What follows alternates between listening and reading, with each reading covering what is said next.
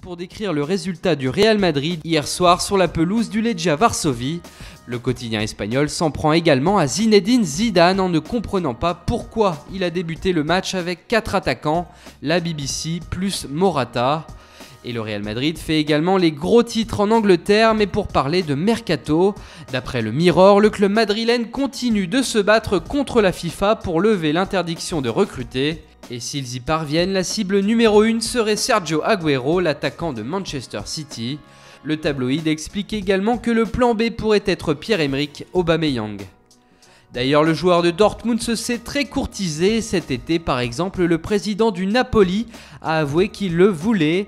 Pour remplacer Higuaín, De Laurentiis avait proposé 15 attaquants à Sarri, l'entraîneur. Ce dernier a refusé Aubameyang selon les dires du président.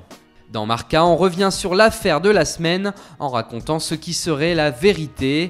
Après la rencontre entre Manchester City et le FC Barcelone, dans le tunnel menant au vestiaire, Lionel Messi s'était emporté contre un Citizen et selon le média espagnol, ce serait Mikel Arteta qui a rendu fou furieux la Pulga.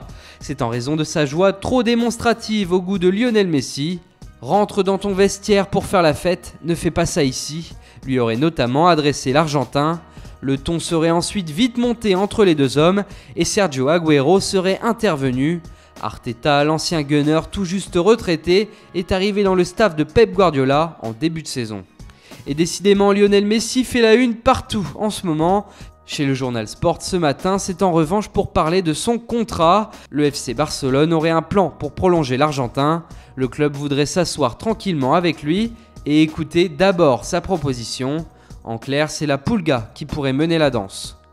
Et enfin, on termine par le dossier du jour qui est à mettre au crédit du Parisien. Le quotidien français évoque la langue de bois des joueurs avec des phrases types que tout le monde connaît. On prend les matchs les uns après les autres ou encore, à ce niveau-là, les erreurs se payent cash.